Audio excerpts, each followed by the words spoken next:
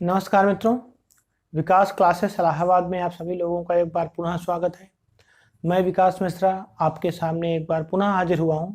और दोस्तों, अभी तक जो हम लोग बात कर रहे थे वह बात कर रहे थे स्वरों के बारे में।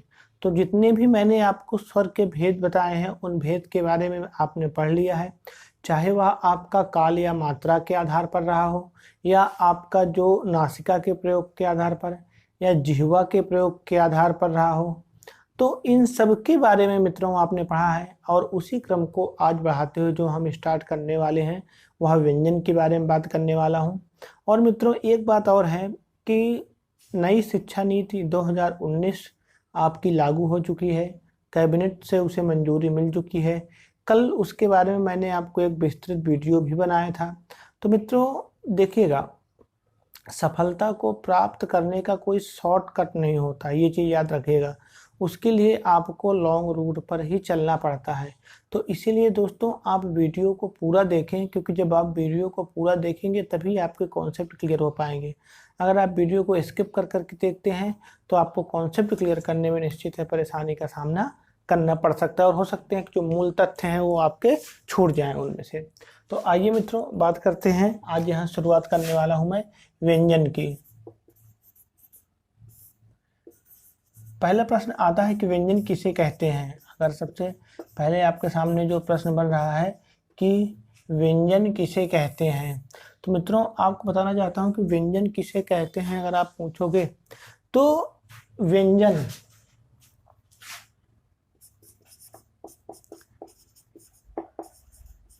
विधन अंजन बराबर क्या बन जाएगा, आपका व्यंजन बनेगा।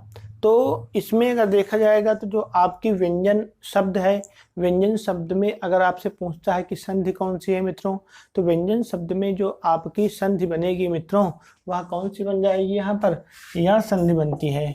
यहाँ पर स्वर संधि के अंतर्गत जो आपकी संधि मित्रों बनकर आई है वह आपकी कौन सी, यह संधि बनकर आपके सामने प्रस्तुत हुई है। तो उसी के बारे में आइए बात करते हैं कि व्यंजन है क्या। स्वर में आपने देखा था कि जिन वर्णों का उच्चारण हम स्वतंत्र रूप से कर सकते हैं उन्हें स्वर कहते हैं, या कह लीजिए दूसरे शब्दों में कि जिन शब्दों को बोलने में किसी अन्य वर्ण की आवश्यकता ना पड़ती हो उन्हें क्या कहते हैं, स्वर कहते हैं। लेकिन व्यंजन में ऐसा नहीं है। यानी आप कह सकते हो कि जिन वर्णों का उच्चारण करने में स्वरों की आवश्यकता पड़ती हो, स्वरों की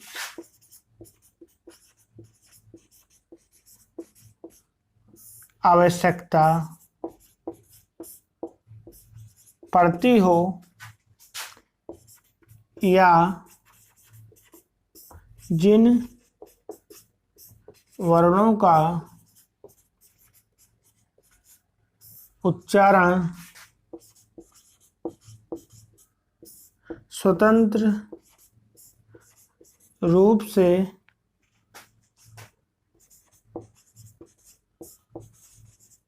नहीं किया जा सकता है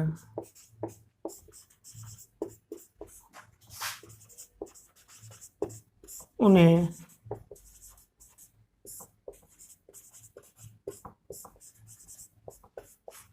देखिए क्या परिभाषा लिखी है कि जिन वर्णों का उच्चारण करने में हमें स्वरों की आवश्यकता पड़ती है, यानी इन वर्णों का जब आप उच्चारण करोगे तो स्वरों की आवश्यकता आपको निश्चित पड़ेगी। या दूसरे में कह सकते हो कि जिन वर्णों का उच्चारण हम स्वतंत्र रूप से नहीं कर सकते उनके उच्चारण में हमें अन्य वर्ण की आवश्यकता पड़ती है, उन्हीं वर्णों को जो संज्ञा दी जाएगी वह किसके नाम से मित्रों, व्यंजन के नाम से आपका जाना जाता है। इसके साथ ही साथ व्यंजन कहते हैं। और दूसरी बात क्या होती है मित्रों कि जैसे आपने कहा का, तो का उच्चारण अगर आपने किया है तो का उच्चारण जब आप कर रहे हो तो का के उच्चारण में मित्रों आपको किसकी जरूरत पड़ रही है, आ की जरूरत पड़ रही है। यानी आप ऐसा हो सकता है क्या कि आप का बोलो और आ ना निकले। आपसे मैं कह दूं बोलो खा, तो खा आप बोल दो लेकिन आ आपका बाहर ना आए। अगर मैं कह दूं गा, तो गा आप बोलो और उसका आ जो बाहर ना आए।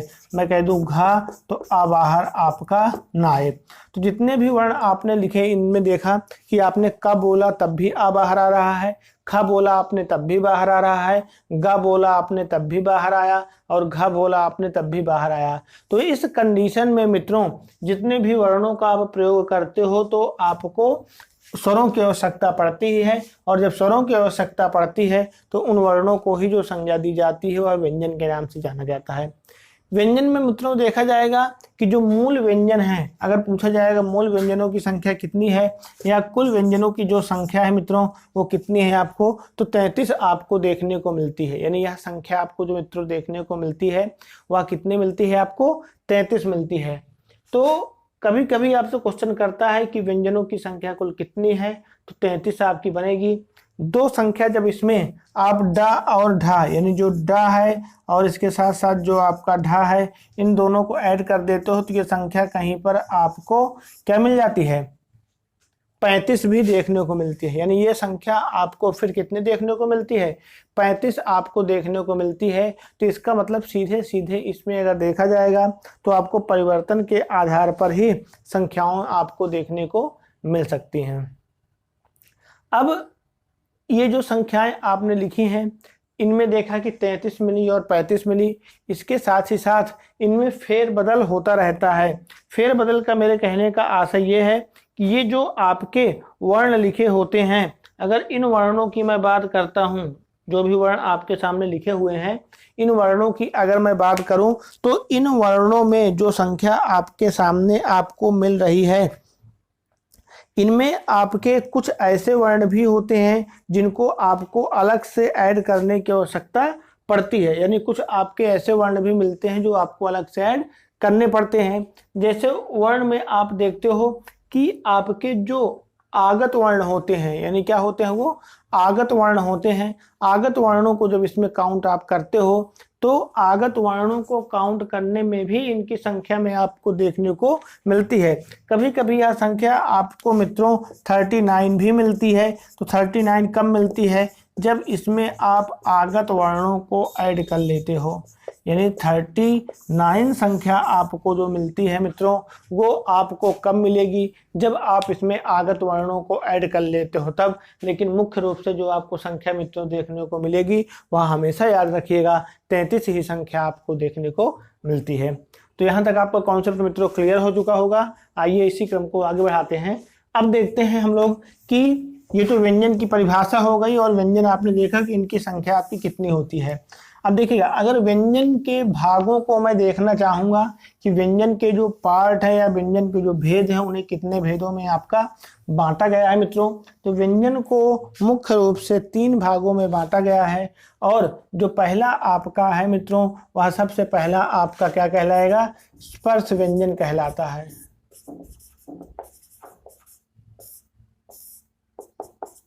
पहला जो है आपका क्या है मित्रों, स्पर्श व्यंजन कहलाता है।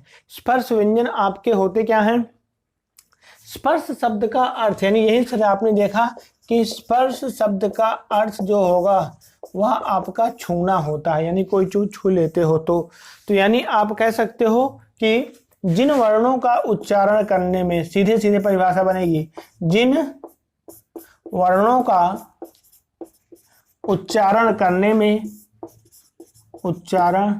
करने में हमारी जिह्वा,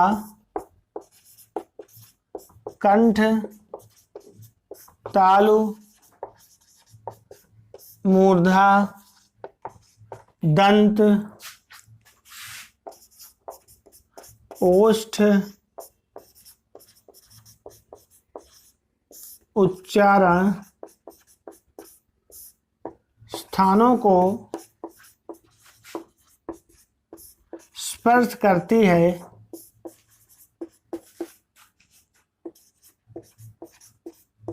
उसे स्पर्श व्यंजन कहते हैं। देखिएगा ये आपकी परिभाषा आप कह सकते हो कि जिन वर्णों का उच्चारण करने पर जो हमारी जिह्वा है, यानी जो हमारे उच्चारण स्थान होते हैं, कौन कौन से मित्रों, कंठ, तालु, मूर्धा, दंत और ओष्ठ, अगर इन उच्चारण स्थानों को स्पर्श करती है तो इसका मतलब वहां पर जो आपका बनेगा, उन व्यंजनों को जो संज्ञा दी जाएगी, उन व्यंजनों को जो नाम दिया जाएगा मित्रों, वह स्पर्श व्यंजन के नाम से ही आपके जाने जाएंगे। स्पर्श व्यंजनों की जो मित्रों कुल संख्या होती है वह आपको 25 देखने को मिलती है, और का से लेकर माँ तक के जो वर्ण होते हैं मित्रों, वो सभी के सभी वर्ण आपके स्पर्श व्यंजन के अंतर्गत आपके आते हैं। यानी का से लेकर माँ तक के जो वर्ण हैं मित्रों, वही आपके क्या कहलाएंगे, स्पर्श व्यंजन के नाम से आपके जाने जाते हैं। तो यहाँ पर इनकी जो संख्या की बात देखी जाएगी कि आपके बनेंगे क्या क्या, का, खा, गा, घा, अंगा, चा, छा, जा, झा, इया, टा, ठा, डा, ढा, आ, ता, था, दा, धा, ना, पा, फा, बा, भा, मा। ये जो आपके वर्ण मित्रों बने हैं, इन्हीं को जो संज्ञा दी गई है वह आपके स्पर्श व्यंजनों के नाम से जानी जाती है। यानी ये जो आप संख्या देख रहे हो, ये क्या कहलाएंगे, आपके स्पर्श व्यंजन के नाम से जाने जाएंगे।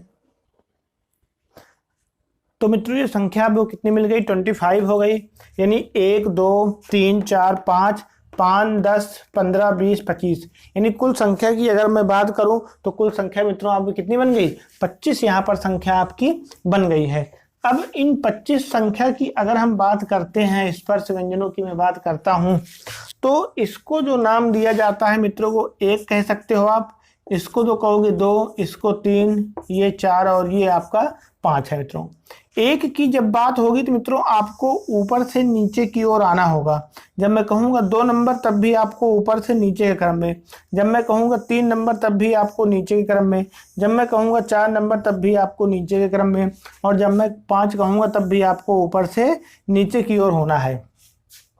यानी 1 नंबर की जब बात होगी मित्रों तो काचा टाता पा की बात होगी, जब 2 की बात होगी तो खाछा ठाथा फा की बात होगी, जब 3 की बात होगी मित्रों तो गाजा दादा बा की बात होगी, जब 4 नंबर तो घाझा ढाधा भा की बात होगी, और जब 5 नंबर तो अंगा इंयाड़ा ना और माँ की यहाँ पर मैं बात आपसे कर रहा हूँ। जो आपका अब देखिएगा मेन बात आपका जो पूछता है वो पूछा करता है कि निम्न में से किसका उच्चारण स्थान कौन होगा। तो मित्रों आप जानते हैं कि उच्चारण स्थान आपका जो होते हैं वह उच्चारण यानी जिन वर्णों का उच्चारण आपकी जिह्वा जहां पर स्पर्श करती है, छूती है, वहीं उसका उच्चारण स्थान बन जाता है। यानी डिपेंड करता है कि आपकी जिह्वा कहां पर उसको स्पर्श करती है, और जिह्वा जहां पर स्पर्श करेगी वहीं उसका मित्रों उच्चारण स्थान के नाम से आपका जाना जाता है। तो इसमें जो आपको चीज याद रखनी है मित्रों वो 5 चीजें याद रखनी है। कता मुदो, पहला आपका क्या है, कता मु द ओ। देखिए 5 है आपके। अगर आपने कता मुदो याद कर लिया तो 25 के जो वर्ण हैं आपको वो क्या हो जाएंगे, उनके उच्चारण स्थान पता चल जाएंगे। यहाँ पर का से आपका जो बनेगा वो क्या बनेगा मित्रों, कंठ। यहाँ पर ता से आपका क्या बन जाएगा, तालु। यहाँ मुंह से क्या बनेगा मित्रों, आपका मूर्धा बनेगा। यहाँ से द से आपका दंत बनेगा, और यहाँ से मित्रों ओ से आपका क्या बन गया, ओष्ठ बन गया है। यानी अगर आपसे पूछा जाएगा कि वर्ग, यानी इन्हें एक चीज और देखिएगा, जो आपके सामने मैंने स्पर्शीय व्यंजन लिखे थे इन्हें एक नाम से और भी संबोधित किया जाता है मित्रों, वर्गीय व्यंजन के नाम से। चाहे इन्हें स्पर्श व्यंजन कहिए या वर्गीय व्यंजन कहिए, इन दोनों का जो अर्थ निकल कर आता है मित्रों वह आपका एक ही होता है। वर्गीय व्यंजन क्यों कहते हैं, क्योंकि जब आपने कह दिया तो ये क्या बन गया, वर्ग, तो इसे कह सकते हो का वर्ग। ये आपका क्या बन गया, चा वर्ग, ये आपका टा वर्ग, ये आपका ता वर्ग, और ये आपका बन जाएगा जो मित्रों वो पा वर्ग बनेगा। अब पूछा जाएगा का वर्ग, तो का वर्ग यहाँ पर आपने देखा कि का वर्ग के अंतर्गत यहाँ तक आपके आ जाएंगे, यानी का वर्ग का जो उच्चारण स्थान है वह मित्रों क्या होगा, कंठ होगा। और जब का वर्ग की बात होगी तो का खा गा घा की बात आपकी की जाएगी, का खा गा घा। जब मैं यहाँ पर बात करूंगा चा वर्ग की तो चा वर्ग का उच्चारण स्थान तालु बन जाएगा और चाछा जाझा ये आपका बन जाएगा। अगर मैं बात करूंगा मूर्धा की तो ये आपका ही क्या बन जाएगा, टा वर्ग बनेगा। और टा वर्ग का सबका उच्चारण स्थान जो मित्रों बनेगा वह आपका मूर्धा बनेगा। अब मैंने कह दिया ता वर्ग, तो यहाँ पर इसका उच्चारण स्थान जो बनेगा मित्रों वह दंत बनेगा। और जब मैंने कह दिया पा वर्ग तो इसका उच्चारण स्थान क्या बनेगा मित्रों, ओष्ठ के रूप में आपका आता है। और ये भी आपको रटने की आवश्यकता नहीं है, आपको सिर्फ दिमाग में रखना है। अगर आपसे मैंने कही पा, तो पा आपने बोला तो आपने देखा कि आपके जो ऊपर के ओंठ हैं ओष्ठ हैं और नीचे के ओष्ठ हैं वो आपस में आके मिल गए। आपने कहा पा, फा, बा, भा। तो इन वर्णों का जब उच्चारण करते हो तो आपके ओंठ जुड़ते हैं, और जब ओष्ठ जुड़े तो इसका मतलब आप समझ गए उच्चारण स्थान इसका ओष्ठ ही है, रटना नहीं है। आपको समझना पे ध्यान देना है मित्रों, क्योंकि रटने की प्रणाली जो है वो बंद हो गई है और रटना आपको भी नहीं है। आपको सिर्फ अपने कॉन्सेप्ट याद रखना है बस। जैसे आपने बोला ता, था, दा, धा, तो ता में बोलते हो तो आपकी जिह्वा जाके देखिए कहाँ चढ़ जाती है, आगे के जो दांत हैं ये दांत हैं इनमें जाकर आपके अंदर को स्पर्श करती है, छूती है। ता, था, तो इसका मतलब ता वर्ग का उच्चारण स्थान क्या मिल गया मित्रों, दंत बन गया आपका। तो ये आपको कॉन्सेप्ट याद रखना है, कभी भी आप भूलोगे नहीं। तो यहाँ पर आपका ये क्या बन गए, का वर्ग, चा वर्ग, टा वर्ग, ता वर्ग और पा वर्ग। का वर्ग का उच्चारण स्थान कंठ बन जाएगा, चा वर्ग का तालु बन जाएगा, टा वर्ग का मूर्धा, ता वर्ग का दंत और पा का आपका ओष्ठ बन जाएगा। इसके साथ ही साथ जो आपके वर्ग के पांचवें अक्षर होते हैं, वर्ग के पांचवें अक्षर मतलब अंगयणानामा, इनका जो उच्चारण स्थान बनता है मित्रों वो नासिका बनता है। क्या बनता है, नासिका। और इसके साथ ही साथ इन्हें पंचमाक्षर भी कहते हैं। क्या कहते हैं, पंचमाक्षर। पंचमाक्षर क्यों कहते हैं, क्योंकि वर्ग के पांचवें अक्षर हैं तो इन्हें पंचमाक्षर कहते हैं। नासिक क्यों कहते हैं या नासिका, क्योंकि नासिका का जो यहाँ पर अर्थ निकल के आता है नाक से, यानी इन वर्णों का जब आप उच्चारण करते हो तो इनका उच्चारण करने में मुंह के साथ साथ नाक की भी आवश्यकता पड़ती है। इसलिए बच्चों इन्हें जो कहते हैं नासिक व्यंजन, और इनका जो उच्चारण स्थान आपका बनता है वह आपका नासिक ही बनता है, नासिका ही बनता है। आप बोलो माँ, माँ, आप बोलो यहाँ पर अंगा, इया, अड़ा, ना, माँ, यानी नाक में आपके जाके जोर पड़ता है, तो इसका मतलब इसे जो कहा गया वो नासिक के व्यंजन के नाम से जाना जाता है। इसके साथ ही साथ मित्रों इसका एक नाम और भी है जिसे अशुभाक्षर भी कहते हैं। जिन्हें क्या कहते हैं आपके, अशुभाक्षर कहते हैं। अशुभाक्षर क्यों मित्रों कहते हैं, क्योंकि ये अशुभ अक्षर होते हैं। पहले के जो आपके ऋषि मुनि थे वो जब भी शुरुआत करते थे मित्रों इन वर्णों से कभी भी शुरुआत वो नहीं करते थे, यानी जब भी वो कोई नई रचना करते थे तो इन वर्णों से नहीं करते थे, हमेशा इन वर्णों से हुआ करती थी। तो इसलिए इन्हें अशुभाक्षर कहते हैं, क्योंकि जब भी आप कोई वर्ण का उच्चारण नाक से करते हो तो उसे माना जाता है कि बहुत उच्चारण जो करता है वो गलत कर रहा है, बेकार कर रहा है। और आप देखते हो कि आपके गांव देहात में उसको नक बैठा के नाम से जानते हैं, कि नाक बिठा के बोलता है, यानी नाक के सहारे बोलता है, तो उसे आप क्या बोलते हो, नक बैठा के नाम से आप जानते हो। यानी जिन वर्णों में जरूरत है आप उन्हीं वर्णों को सिर्फ क्या करोगे, नाक के सहारे बोलोगे, और जिन वर्णों में आवश्यकता नहीं है मित्रों उनको आपको नाक से बोलने की आवश्यकता बिल्कुल नहीं है। उन्हें आप एक सिंपली वे में, एक सिंपल तरीके से आप मित्रों क्या कर सकते हो, बोल सकते हो। तो यानी मित्रों आपने देखा कि ये स्पर्श व्यंजन थे, बहुत इंपॉर्टेंट थे। इनकी जो कुल संख्या मित्रों मैंने आपको बताई है वो 25 बताई है। का से लेकर यानी यहाँ से शुरुआत करते हैं और यहाँ तक जाते हैं तो जितने वर्ण आपके आएंगे मित्रों ये क्या कहलाएंगे, आपका स्पर्श व्यंजन या वर्गीय व्यंजन। वर्ग का मतलब का वर्ग, चा वर्ग, टा वर्ग, ता वर्ग और पा वर्ग है, तो इन्हें वर्गीय व्यंजन के नाम से जाने जाते हैं मित्रों। तो मित्रों इसी के साथ ही आपका जो व्यंजन का ये पहला पार्ट था, यानी 3 भाग मैंने आपको बताए थे। स्पर्श व्यंजन पहले बताया था, वर्गीय व्यंजन, दूसरा आपका अंतस्थ व्यंजन है और तीसरा आपका ऊष्म व्यंजन है। तो अंतस्थ व्यंजन क्या है और ऊष्म व्यंजन क्या है मित्रों ये देखेंगे हम नेक्स्ट वीडियो में। और मित्रों अगर आपको मेरा वीडियो अच्छा लगा हो तो आप इस वीडियो को ज़रूर से ज़रूर लाइक करें और मेरे चैनल को सब्सक्राइब करें। और मित्रों, जो अब हम आपसे मिलेंगे वो नेक्स्ट वीडियो में मैं आपसे मिलता हूँ। धन्यवाद, नमस्कार।